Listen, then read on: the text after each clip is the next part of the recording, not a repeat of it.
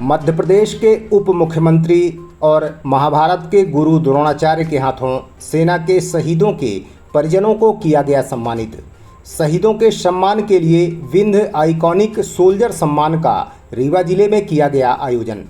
रीवा जिले में Vindhya iconic soldier सम्मान का भव्य समारोह किया गया, जिसमें जिले के अलग अलग गांवों से देश की सरहद पर शहीद हुए परिजनों को आमंत्रित कर उन्हें सम्मानित किया गया है।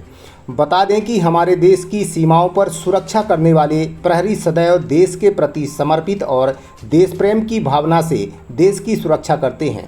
लेकिन जो हमारे देश के प्रहरी सेवा के दौरान वीरगति को प्राप्त हुए हैं, उनके परिजनों को धीरे धीरे समय जैसे जैसे बीतता जाता है वैसे वैसे उन्हें याद नहीं किया जाता, जिससे उनके दिल में ठेस पहुंचती है।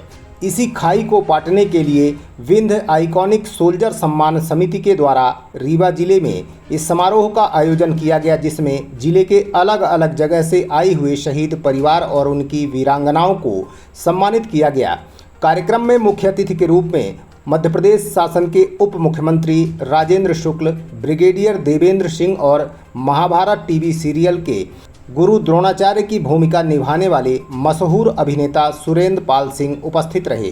सम्मान समारोह में गलवान घाटी में शहीद वीर चक्र विजेता दीपक सिंह का परिजन, शौर्य चक्र विजेता करणवीर सिंह का परिवार सहित कालू सिंह का परिवार, लगभग जिले के सैकड़ों शहीद परिवार मौजूद रहे और वहां पर उन वीर शहीदों की गाथाओं को सुनाकर उनके परिवारजनों को सम्मानित किया गया है। दोनों में अनबन होगी, दोनों अलग अलग हो गए, अलग अलग रहने लगे। बूढ़ा शेर एक दिन अपने जंगल में बैठा हुआ था तो 20 जंगली कुत्तों ने उसके ऊपर अटैक कर दिया। वो बेचारा बूढ़ा हो चुका था, वो 20 कुत्तों को संभाल नहीं पा रहा था। तो जवान शेर ने ये देखा कि बूढ़े के ऊपर अटैक हो गया, तो वो वहां से दौड़ता हुआ आया, भागता हुआ आया और उसने अपनी दहाड़ मार के उन 20 कुत्तों को मार के भगा दिया। तो एक शख्स वहां पे था, तो उसने उससे पूछा, भाई तुम दोनों तो बड़े दुश्मन बन चुके थे, फिर तुमने उसकी जान क्यों बचाई? उसने बोला कि देखो, हम शेर हैं, हमारे समाज में गलत मैसेज नहीं जाना चाहिए कि 2 शेरों की लड़ाई में कुत्ते फायदा उठा गए। हम हंस हंस के मालूम है क्यों देखते थे उनकी तरफ, कि हमें विश्वास था कि हमारी मां, हमारा पिता मेरा हाथ छोड़ेगा नहीं और मैं गिरूंगा नहीं और मुझे चोट नहीं लगेगी। लेकिन जब माँ बाप वृद्ध हो जाते हैं, बुढ़े हो जाते हैं, तो बच्चे सबसे पहले अपने वृद्ध माँ बाप को छोड़कर चले जाते हैं। दोस्तों, मैं यही कहूंगा, अपने माँ बाप का हाथ मत छोड़िएगा, उनका हाथ पकड़े रखिएगा। अगर उनका हाथ आप लोग पकड़े रखेंगे तो जीवन में आपको किसी के पैर पकड़ने की जरूरत नहीं पड़ेगी। खरीद सकता हूं, अधिक समय नहीं लूंगा क्योंकि मुझे मालूम है कि खूबसूरत जंग है, इसे जारी रखिए, जारी रखिए, जारी रखिए। जवानों का हौसला बुलंद है और उनको मालूम है कि हमारे 4 जवान को मार के कोई आतंकवादी पाकिस्तान में 1 किलोमीटर अंदर भी चला जाएगा तो सरकार हमको आदेश देगी, फ्री हैंड देगी कि जाओ, यदि 1.5 किलोमीटर अंदर, 1 किलोमीटर अंदर भी आतंकवादियों का अड्डा है तो उसको तबाह करके आओ, चाहे सर्जिकल स्ट्राइक करनी पड़े और चाहे एरियल स्ट्राइक करनी पड़े। अब कोई रोकने वाला नहीं है और हमारे जवान तो ऐसे हैं कि तुमको कोई रोके ना। जीतने के बाद भी यदि कोई टेबल के में समझौता न करे तो हमारे जवानों के अंदर वो ताकत है कि वो दुश्मनों के छक्के छुड़ा सकते हैं। और इसलिए हमारी जो रक्षा की शक्ति है वो बढ़ी है और इसलिए देश ज्यादा सुरक्षित है और तेजी के साथ विकास की दिशा में आगे बढ़ रहा है। आर्थिक महाशक्ति हमारा देश बनने जा रहा है। 11वें नंबर से हमारी अर्थव्यवस्था 5वें पे आ गई है, फिर तीसरे में आ जाएगी, और फिर 2047 में जब 100 वर्ष पूरे हो जाएंगे तो पहले नंबर पर हमारी अर्थव्यवस्था पहुंच जाएगी। और जब पहले नंबर पर अर्थव्यवस्था पहुंचेगी तो जो वर्तमान में समस्याएं हैं, रोजगार के अवसर, गरीबी, इतने रोजगार के अवसर पैदा हो सकेंगे कि बेरोजगारी भी दूर होगी, गरीबी भी दूर होगी, और आर्थिक रूप से हमारा हर व्यक्ति, समाज के अंतिम छोर पर खड़ा हुआ व्यक्ति भी अपने को इतना सक्षम समझेगा कि वो गरीबी का कलंक उसके माथे से फिर मिटाना आसान हो जाएगा। इसलिए एक बहुत बड़ा मिशन पर काम हमारे देश में हो रहा है, न सिर्फ रक्षा के क्षेत्र में बल्कि अन्य क्षेत्रों में, अधोसंरचना के क्षेत्र में, और ऐसे तमाम क्षेत्रों में जो आर्थिक गतिविधियों को बढ़ाने का काम करता है। हमारे देश में हुनर की कमी नहीं है, लेकिन आर्थिक गतिविधियों को बढ़ाने के लिए जरूरी इंफ्रास्ट्रक्चर की कमी है, जिसको बहुत तेजी से दूर किया जा रहा है, पूरा किया जा रहा है, और इससे हमारा भविष्य बहुत सुनहरा है। और आने वाले दिनों में भारत, जो बहुत दिनों से सपना देख रहा था कि भारत दुनिया का नेतृत्व करे, विश्व गुरु बने, वो पुराना सपना आने वाले वर्षों में साकार होने की करीब पहुंच चुका है, जो जल्दी ही पूरा होने वाला है।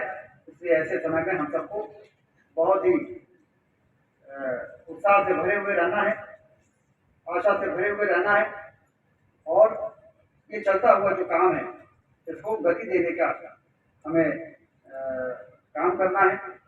मैं एक बार फिर से सभी परिजनों को नतमस्तक सिर झुका के उनको प्रणाम करता हूँ कि आपके परिजनों ने देश की रक्षा के लिए अपने प्राणों की जो आहुति दी है वो अमर है। इस धरती पे जो आया है, जाना तो सभी को एक है, कौन ऐसा है जो हमेशा किया है, लेकिन कुछ लोग ऐसे होते हैं जो धरती पर जन्म लेने के बाद इस प्रकार का काम करके चले जाते हैं कि जाने के बाद भी इस प्रकार के कार्यक्रमों का आयोजन करके उनको सम्मानित करने का काम होता है। ऐसे वो लोग हैं जो आपके परिजन रहे हैं, मैं उनके चरणों में श्रद्धांजलि अर्पित करता हूँ। और एक बार फिर से सत्येंद्र जी, जिनके बेटे कुमार शांतु सिंह का चयन आर्मी अफसर के रूप में इसी वर्ष हुआ है, उसके लिए आप बताएंगे।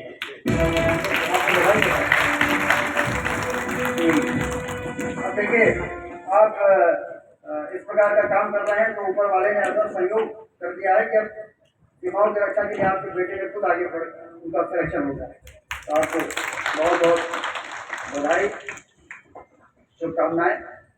और चूंकि जैसा बताया कि ये कार्यक्रम तो अभी चलेगा, आदरणीय सुषमा जी रहेगी कार्यक्रम में, हमारे जनार्दन मिश्रा जी सांसद हो गए हैं तीसरी बार आप सबके आशीर्वाद से, तो उनका विजय जुलूस निकलना है, तो मुझे वहाँ पर 1 2 3 आप देख रहे हैं विराट वसुंधरा न्यूज। मैं यज्ञ प्रताप सिंह। इस खबर के साथ खबर मध्य प्रदेश के रीवा जिले के, जहां पर आज बिंद एक आइकॉन सोल्जर सम्मान का आयोजन किया गया है। आपको बता दें, हमारे हिंदुस्तान के अंदर आज़ादी से लेकर आज तक, आज़ादी से पहले अंग्रेजों के शासन में जो सेना रहती थी वो देश की सुरक्षा करती थी, और आज़ादी के बाद जब हमारा देश राजाओं के शासन से अलग हुआ, तब हमारे देश ने अपनी एक खुद की सेना बनाई, और हमारी सेना आज भी सरहद पर जिस तरह से काम करती हैं, अगर देश के हर व्यक्ति सेना के दिमाग और सेना के तरीके पर काम करना शुरू कर दे तो हमारा देश, हर व्यक्ति और हर इंसान सक्षम हो जाएगा और एक सक्सेसफुल हो जाएगा। क्योंकि सेना ही एक ऐसी संस्था है जो ईमानदारी से काम करती है। अगर सेना अपनी सरहद पर पलक झपका दे तो पलक झपकते ही हमारा देश गुलाम हो जाएगा। ये देश का हर व्यक्ति जानता है, हर इंसान जानता है, संतरी से लेकर मंत्री तक आज अगर हैं तो सेना के सुरक्षा घेरे में है। सेना की एनएसजी कमांडो हर तरह से सुरक्षा प्रदान करती है, चाहे वो देश के नेता हो, चाहे देश के बड़े बड़े उद्योगपति हो, और चाहे अभिनेता हो, कोई भी व्यक्ति हो, वो सेना की ही सुरक्षा के घेरे में काम करती है। हमारे साथ में बहुत बड़े सेलिब्रिटी हैं जो अभिनेता हैं, जिनका नाम हम पहले जब छोटे बच्चे थे सुना करते थे कि यह महाभारत में मैं अपनी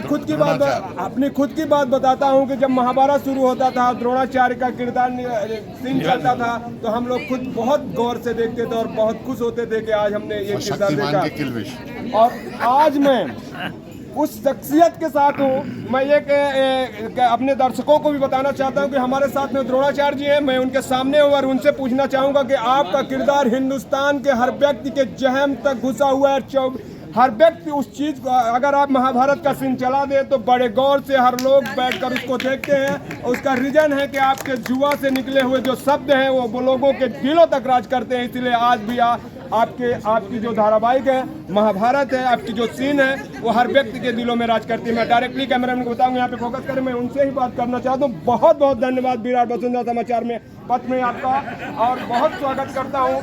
आज आपको रूबरू होकर मैं अपने दर्शकों को दिखाऊंगा कि हमारे साथ में द्रोणाचार्य जी से मैं रूबरू होकर बात कर रहा हूँ और किस तरह से उनका क्या वक्तव्य है, यहाँ पर आने का उसका क्या विचार रहा है। जी बताइए।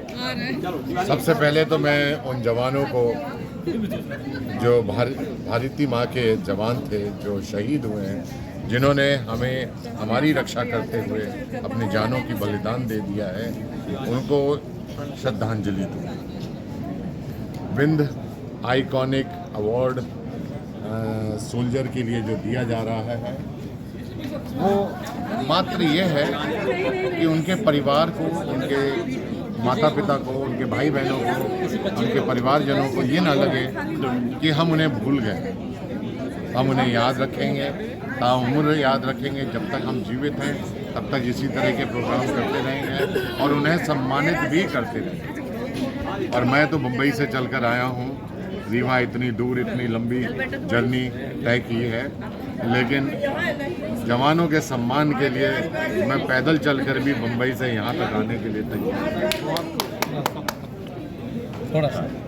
मैं एक चीज़ आपसे पूछना चाहता हूँ। यहाँ पर जवानों की जब बात आती है, जब जवान सरहद से शहीद होकर बक्से में पैक होकर देश के तिरंगे में लिपट कर अपने गांव पहुंचता है, उस वक्त देश के स्थानीय नेता और राजनेता जिस तरह से अपनी संवेदना उनको दिखाते हैं, इसके बाद जब उस शहीद का परिवार किस हालात में है, किस दशा में गुजर रहा है, कभी कोई मुड़ कर नहीं देखता है। इसके लिए आपका क्या संदेश है? नहीं, मैं तो देखिए इसके खिलाफ हूँ कि लोग जो है शहीद के परिवार को भूल जाएं। ऐसा नहीं होना चाहिए। शहीद को, जिसने देश के लिए कुर्बानी दी है, उसे हम ताउम्र याद रखेंगे। और ये इस तरह के जो समारोह होते हैं उन्हें याद करने के लिए ही होते हैं। और हम तो ये कहेंगे कि हमारे देश के जवानों के लिए, कि उनके सभी दर्शकों के लिए, कि भाई थोड़ी सी अपने आँखों में पानी भर लो, क्योंकि इस नौजवान, इस जवान की वजह से आज हम देश में सुरक्षित बैठे। कम से कम जब वो शहीद होते हैं तो उनके परिवार के लिए जो भी आप सहायता कर सकते हैं, जितना भी आप सम्मान दे सकते हैं, कम से कम उतना काम तो कर सकते। मेरे साथ में जो हमारे दोस्त बैठे हुए थे, एक सवाल था उनके जहन में कि सर से जरूर पूछिएगा कि आपकी उम्र 71 ईयर है, सेहत का राज क्या है सर? सेहत का राज यही है कि आप लोगों का प्यार मिलता है और हम प्यार में दौड़े दौड़े चले जाते हैं, तो ये दौड़ने से हमारी सेहत अच्छी रहती है। बहुत बहुत धन्यवाद। हमारे साथ में द्रोणाचार्य, और उन्होंने एक शब्द कहा था और अपने शब्दों के बारे में वो जाने जाते हैं। महाभारत में भी उनके वाणी और उनके तरीके और तौर तरीके और नियमों के लिए जिस तरह से उन्होंने डायरेक्टली रोल निभाया था, वो बहुत ही चर्चित हुआ था। आज हमारे साथ में थे, डायरेक्टली मैंने उनसे बात किया। मैं यज्ञ प्रताप सिंह, क्राइम संवाददाता, दैनिक विराट वसुंधरा समाचार पर, ग्राउंड रिपोर्ट 0 रीवा। जय हिंद, जय भारत।